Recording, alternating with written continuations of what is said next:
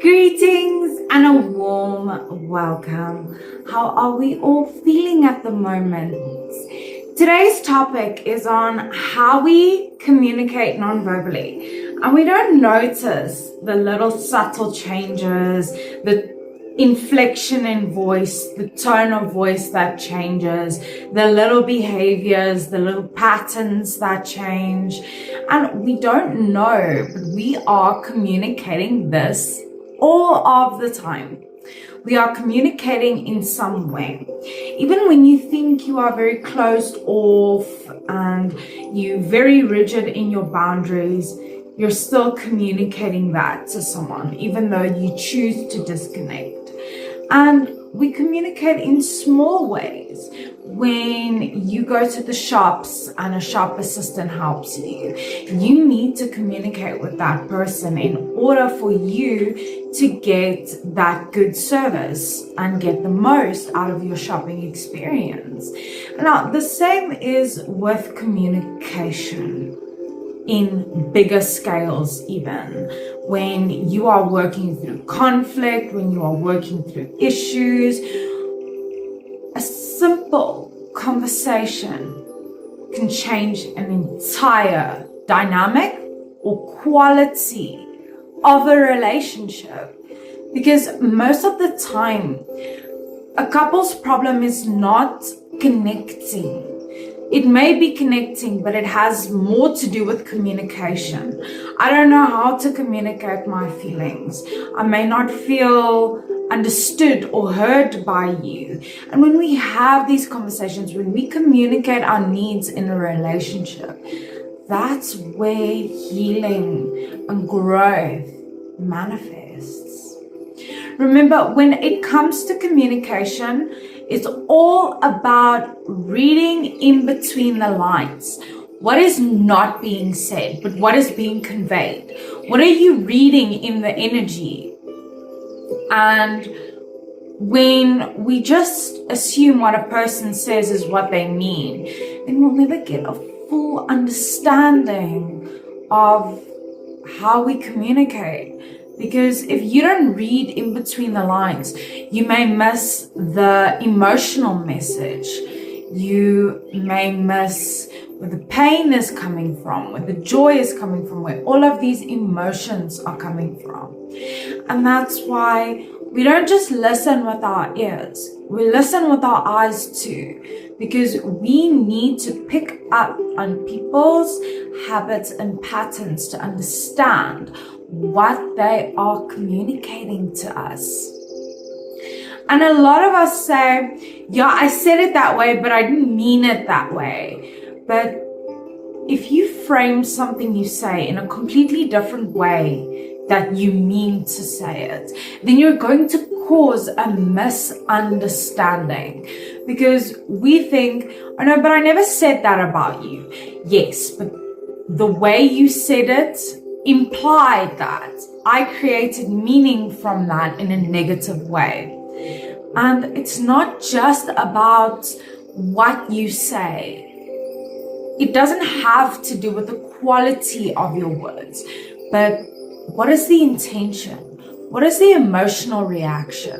What is the behavior or pattern linked to this? Because it's more about what you convey and how you say things rather than the content of what you say. And when it comes to communication, communication isn't just words. It's about being able to communicate emotion, to express emotion, to understand emotion. And if you cannot understand the quality of the emotion expressed, you may miss the whole point of the story. If you are not reading into these emotional reactions, then you can't understand what it's like to be human, because we all communicate our emotions in one way or another. Even if we're not talking about our emotions, but you get to a shop and you're in a rush and you're irritated and you're stressed, if you do not read into that emotion, if you do not understand the quality of that emotion, then you're not going to understand how to regulate it. Because emotions come and go, but if you don't communicate to people why you are upset, because if you are in a rush, you are not communicating your emotion, you're not talking about your emotion. Sorry, but you are communicating the emotion. You are communicating to the people around you that you are frustrated, that you are rushed. And majority of communication, surprisingly, is nonverbal. Only 25% of our communication has to do with what we say. But there's a whole 75% that is based just on non-verbal communication.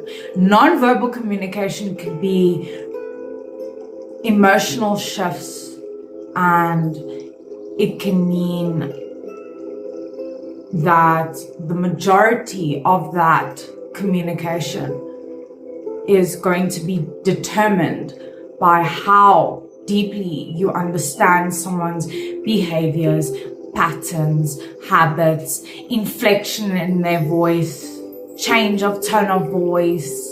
So it's very important that you pick these things up in order to communicate effectively with people. And naturally, communication is very important to deepen relationships, because if you are in a relationship and you both have problems with the relationship, but you are not communicating that can actually lead to the relationship's demise. And by being open and honest and communicating your feelings, you can actually grow as a unit. You can heal. And that's how we strengthen our relationships. And a lot of us think that the opposite of communication is silence. But that's not true. Actually, silence is a very strong form of nonverbal communication. It means that you are reflecting. It means that you are thinking. It means that you are giving space for time to heal. And the amazing thing about non-verbal communication is that body language is universal. If someone shakes their head, that's a no. If someone gives you a thumbs up, that's a okay, yes. Maybe in some cultures it might differ, but you can immediately tell if someone is uncomfortable.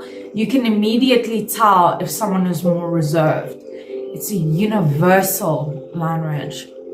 And it's also about seeking to understand, because if you are not actively listening and actively participating in what is being expressed, then you won't understand people if you don't actively listen.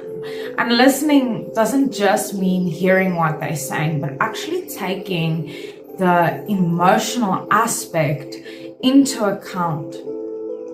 The thing is with communication, a lot of us become a bit shy. We don't really like eye contact. It feels a bit intimidating. But eye contact is how we connect with another person's aura, is by looking at them in the eyes. And the saying may be true that the pathway to someone's soul is through their eyes, because that's how you keep connected. That's how you read a person's non-verbal cues. So it requires a lot of eye contact, and yes, it takes practice. It really does. But if you struggle to make eye contact with someone, look at them in between the eyes here on the forehead, and then it gives the illusion that you are still giving eye contact. So if it is difficult for you in the beginning, just look above the eyebrows. And then with communication, it's all about actions versus words. And a lot of us strongly believe this, because if someone says, I'm sorry, I'll fix it, I'll fix it, I'll fix it, and they never do, then their words become meaningless. Then that communication becomes meaningless. But what people do to change things, what people do to heal things, is how they learn that what is expressed and what is said are two completely different things. So remember, you are unique and valuable. Take care of that stunning person. Stay strong wherever you're from. You are worthy.